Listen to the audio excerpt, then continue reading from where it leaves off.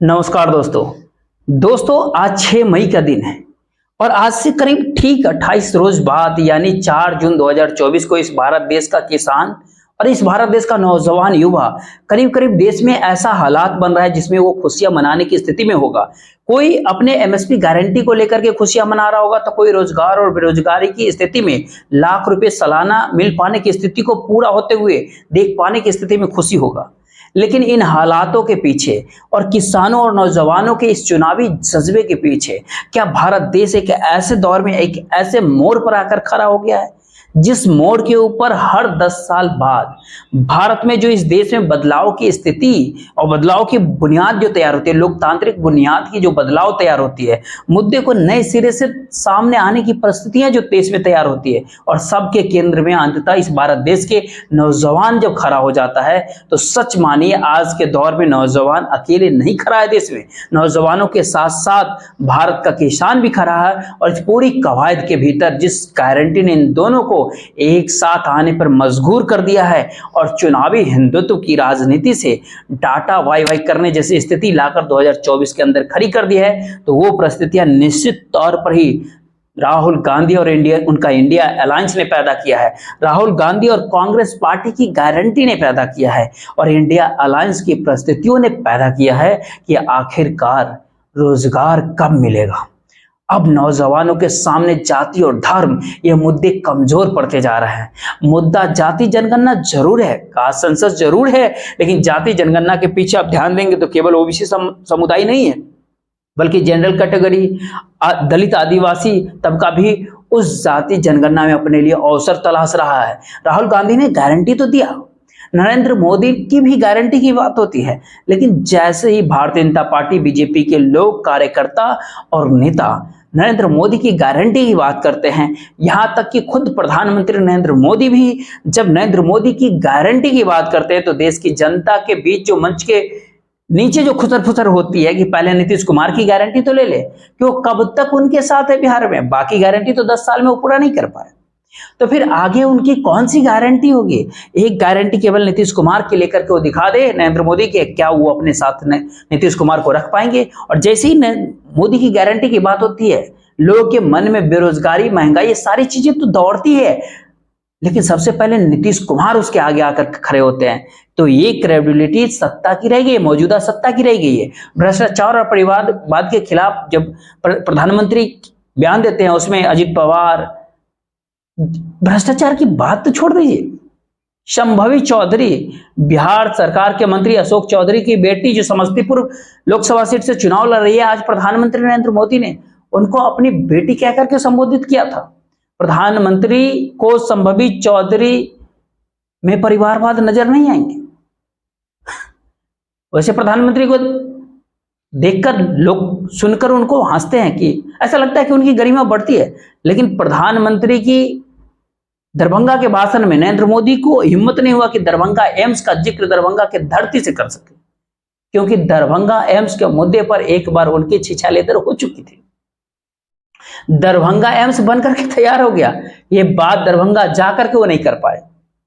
दिल्ली से भले वो एक बार वो कर दिया था और मिम्स बनने लगे थे, क्योंकि एम्स के जमीन पर तो बकरियां दरभंगा में चढ़ती हुई दिख रही थी। हम भी दरभंगा में 4 साल रहे, लेकिन सवाल एम्स से ज्यादा इस भारत देश की जनता को एम्स में भर्ती ना होना पड़े, वो ज्यादा जरूरी सवाल है। और वही सारे सवाल राहुल गांधी लेकर के आ रहा है।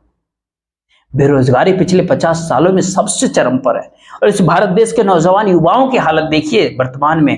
टीवी पे सत्ता पक्ष के प्रवक्ताओं की स्थिति को देख लीजिए कि जब रोजगार की बात होगी तो कोई बीजेपी की तरफ से पात्राजी बैठ जाएंगे, कोई और बैठ जाएंगे और टीवी पर वो 370 धारा लेके आ जाएंगे, कश्मीर को लेकर के आ जाएंगे, कश्मीरी पंडित को लेकर, यहाँ रोजगार की मुद्दों को भटका करके कश्मीर ले जाएंगे, कभी राम मंदिर को लेकर के आ जाएंगे।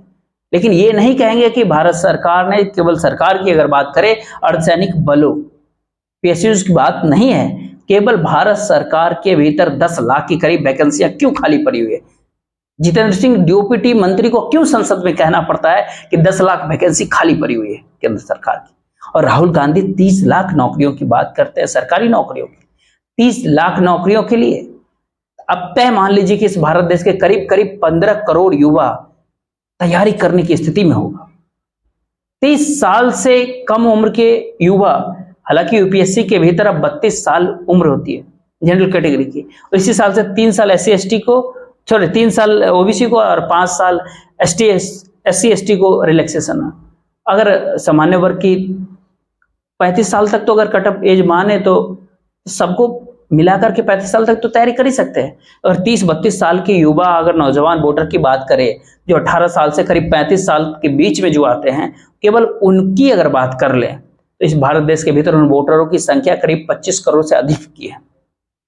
बीजेपी को कुल वोट ही उनके गठबंधन को 22 करोड़ मिले थे। तो इस भारत देश का नौजवान वैकेंसी के लिए असंगठित क्षेत्र के भीतर हालात सुधरेंगे, अर्थव्यवस्था सुधरेगी देश की, चिदंबरम साहब की तरह जाने वाले अर्थशास्त्री आकर के फिर से खड़े होंगे, तो निश्चित ही तौर पर इस भारत देश के भीतर लोगों के बाल बच्चों को रोजगार की स्थिति पैदा होगी। अब ये मुद्दा, ये विचार विमर्श का स्तर गांव गांव तक पहुंच गया। प्रशांत किशोर बिहार में पैदल भ्रमण कर रहे हैं। क्या कहते हो कि वोट खुद को देख करके नहीं, भविष्य को देख करके देख दीजिए, बाल बच्चों को देख करके दीजिए, क्या आप उनका भविष्य संभालने के लिए वोट दे रहे हैं? ये प्रशांत किशोर की बात है, बिहार में पैदल चलते चलते कहते हैं, हालांकि उनकी बात वहीं छोड़िए, लेकिन जो बात कह रहे हैं वो मुद्दे से नहीं भटकाया जा सकता। आज के दौर में रोजगार सबसे बड़ा मुद्दा है देश में, गरीबी सबसे बड़ी मुद्दा है। वैकेंसी आएगी, जिन्हें नौकरी मिलेगी, जो उसे कुछ कोचिंग, कुछ वहां भी स्टूडेंट्स पहुंचेंगे। एक कुक के दुकान से लेकर फोटो स्टेट, तमाम तरह की चीजें चलेगी। जब सरकारी क्षेत्र में बूम आएगा तो अब तय मान लीजिए कि मोटरसाइकिल के 2 पहिए की तरफ प्राइवेट सेक्टर और पब्लिक सेक्टर भी चलता है, दोनों सेक्टर में बूम आएगा। 2007-8 के दशक में यही हुआ था मनमोहन सिंह के कार्यकाल में। आज की जो परिस्थिति है, देश के नौजवान, देश के युवा अपने भविष्य को लेकर के चिंता कर रहा है। इस देश के युवा को क्या दिख रहा है? अमित शाह क्या कह रहे थे पणजी गोवा में, क्या कहते हैं वो, कि इंडिया गठबंधन वालों को अपने बच्चों की चिंता है। क्या शरद पवार संभाल पाएंगे देश? क्या ममता बनर्जी संभाल पाएंगे देश? इस तरह की बातें करते हैं। राहुल गांधी के ऊपर तो खैर बोलते ही रहते हैं, लेकिन सवाल इस दौर में ये है कि अपने बच्चों के भविष्य की बात तो करते हैं, लोगों को कहते हैं कि बच्चों के भविष्य की चिंता कीजिए। बच्चों की भविष्य की अगर चिंता होती तो रोजगार आज चुनाव में मुद्दा नहीं बनता, वैकेंसी मुद्दा नहीं बनती 2024 के चुनाव में, रेलवे एनटीपीसी चुनाव में मुद्दा नहीं बनती, अग्निवीर मुद्दा नहीं बनता। राहुल गांधी साफ कहते हैं कि राहुल गांधी साफ साफ कहते हैं कि कांग्रेस पार्टी साफ साफ कहती है कि सत्ता में आते ही अग्निवीर स्कीम को खत्म कर दिया जाएगा, सबको परमानेंट कर दिया जाएगा, सभी अग्निवीरों को जो बहाल हुए उनको परमानेंट कर दिया जाएगा। ये बात राहुल गांधी का कहना है। तो जो हालात 2024 के लोकसभा चुनाव के मद्देनजर बदले बदले दिखाई पड़ते हैं और बाजी पलटते हुए 2024 में दिख रही है, और कहीं ना कहीं राहुल गांधी का योगदान तो उसमें है ही। 10 साल का काम काल का भी जनता अब इसको अवलोकन कर रही है। बच्चों की बात अमित शाह करते हैं, बहुत अच्छा लगता है। इससे अच्छी बात नहीं हो सकती। उनके देश के बाल बच्चों की चिंता है। अमित शाह को परिवारवाद के ऊपर आरोप लगाते हैं, लेकिन बाल बच्चों की चिंता किसके लिए है? क्योंकि सत्ता पलट जाएगी, रोजगार के हालात पैदा हो जाएंगे, तो फिर जय श्री राम और हिंदू मुस्लिम करने के लिए नौजवानों की फौज और टोली कहां से मिलेगी? क्या अमित शाह के बेटे आते हैं हिंदू मुसलमान करने? क्या अमित शाह के बेटे बीसीसीआई में जाएंगे? पता नहीं कौन से बॉल फेंके थे कि सीधे भी बीसीसीआई में एंट्री हुई, वो सचिव बन गए। अजीब योग्यता है। योग्यता एक ही है कि वो अमित शाह के बेटे हैं और बीसीसीआई के सचिव हैं। राजनाथ सिंह के बेटे एडजस्ट हो गए। अशोक चौधरी की बेटी को तो नरेंद्र मोदी अपनी बेटी ही बता रहे हैं, वो एडजस्ट हो रही है। समस्तीपुर लोकसभा सीट से चुनाव लड़ा करके उनको एडजस्ट कराने की कोशिश की जा रही है। शकुनी चौधरी के बेटे डिप्टी सीएम बना करके एडजस्ट हो गए। वसुंधरा राजे भले सीएम ने बने, उनके बेटे एडजस्ट हो गए, लोकसभा का टिकट उन्हें मिल गया। कितने सारे नाम आप गिनेंगे। येदियुरप्पा साहब के बेटे को आप देख लीजिए। कई राज्य राज्य आप देखते चले जाइएगा, राजभर साहब के बेटे भी एडजस्ट हो रहे हैं, उनको भी लोकसभा का टिकट मिल गया। संजय निषाद के बेटे भी एडजस्ट हो रहे हैं। तो फिर बेटे बेटियों की चिंता तो है अमित शाह को, लेकिन क्या देश के बेटे बेटियों की चिंता है? क्या उनके भविष्य की चिंता है? क्या किसी भी गरीब के बाल बच्चे जाकर के बीसीसीआई के सचिव बन सकते हैं अगले 5 साल के भीतर? क्या उनकी योग्यता अमित शाह के बेटे से कम है क्या कि वो सचिव नहीं बन सकते? ये हालात है मौजूदा सत्ता के कारण। तभी राहुल गांधी की अहमियत बढ़ती जा रही है। नौजवानों के मुद्दे से सीधे किसान की ओर बढ़े तो खेती किसानी इस भारत देश में कितना मुश्किल काम है। बिना सत्ता के सपोर्ट के भारत ही नहीं पूरी दुनिया के भीतर आज के दौर में जिस प्रकार से विवादास्पद तरह के कानून बनाए गए, किसानों को सड़क पर आने के लिए मजबूर किया गया। दोबारा जब किसान एमएसपी गारंटी को लेकर के सड़क पर आने की हद तक उतरने लगे तो सड़कों में, खेतों में फसल उगे ना उगे, सड़कों में कील कांटे जरूर उगने लगे थे। आपने देखा होगा कहीं ना कहीं जरूर सड़कों में कौन सा फर्टिलाइजर ऐसा डाल दिया गया कि सीमेंट की सड़कों में, डामर की सड़कों के अंदर से लोहे की कील कांटे उगने लगे। जी हाँ, हाईवे बंद हो गया, एक्सप्रेसवे बंद हो गया, क्योंकि किसान दिल्ली जा रहे थे। किसानों को दिल्ली पहुंचने का हक नहीं है। इसी सरकार के दौर में सड़कों पे उगे हुए कील कांटों ने बताया। उनकी एमएसपी गारंटी का मुद्दा है। यह भी इंडिया अलायंस ने साफ कर दिया है कि एमएसपी गारंटी वो देने जा रहा है। एमएसपी गारंटी कानून ला रहा है। स्वामीनाथन फॉर्मूले को लागू करने की बात हो रही। सवाल ऐसे में ये उठता है कि अगर जब दोनों मुद्दे हैं तो ओल्ड पेंशन स्कीम को लेकर के भी सरकारी कर्मचारियों को आज जरूर है कि जब अशोक गहलोत की कांग्रेसी सरकार ने, सुखविंदर सिंह सुक्खू की सरकार ने दिया, भूपेश बघेल की सरकार ने दिया, भगवंत मान की पंजाब सरकार ने दिया, यानी इंडिया अलायंस के कई सरकारों ने जो ओपीएस की वापसी करवा दी, तो दिल्ली के भीतर भी हो सकता है। इस भारत देश में सरकारी कर्मचारियों की संख्या 1 करोड़ के आसपास है। उनके परिवार के लोगों को अगर जोड़े तो करीब 4-5 करोड़ वोटर होते हैं। कास्ट सेंसस एक बहुत बड़ा मुद्दा है 2024 के लोकसभा चुनाव। उस पर राहुल गांधी रोज बोलते हैं, लगातार बोलते हैं। और जिस प्रकार से राहुल गांधी के साथ अखिलेश यादव और तेजस्वी यादव ने बिसात बिछाई, जिस प्रकार से ममता बनर्जी ने बिसात बिछाई, और जिस प्रकार से दक्षिण के भीतर डीके शिव कुमार और एमके स्टालिन ने बिसात बिछाई, उन हालात को अगर आप देखने के प्रयास करेंगे तो बिसात तो दिल्ली के भीतर भी आम आदमी ने बिछाई, इंडिया अलायंस ने बिछाई। और महाराष्ट्र के ऐसे राज्य के रूप में सामने आ गया जहां पर बिसात बिछाने के लिए शरद पवार को और उद्धव ठाकरे को कोई मेहनत ही नहीं करनी पड़ी। वहां पर बिसात नरेंद्र मोदी जी और अमित शाह ने खुद ही बिछा दिया, सहानुभूति की लहर पैदा कर दी।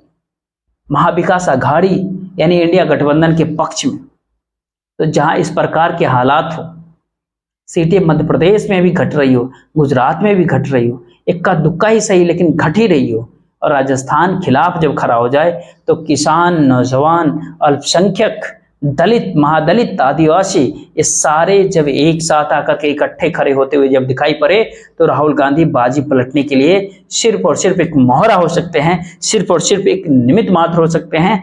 बाजी पलटना तो दरअसल अब देश की जनता के हाथ में आ गया है।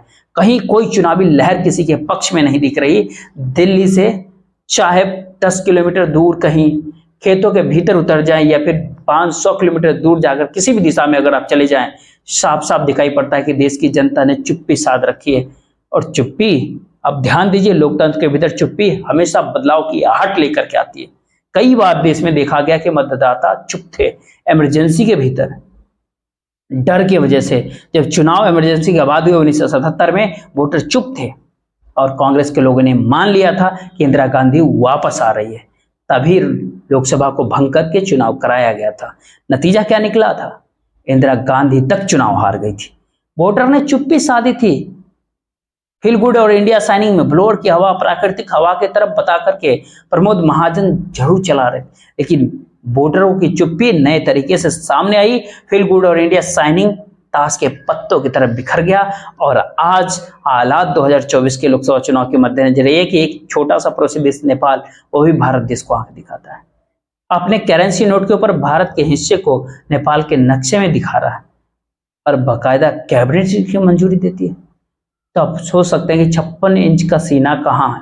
जो 56 इंच का सीना चीन के मुद्दे के ऊपर चुप्पी साध जाता है, वो 56 इंच का सीना पाकिस्तान का नाम केवल इसलिए लेता है कि वहां पर मुसलमान आबादी है।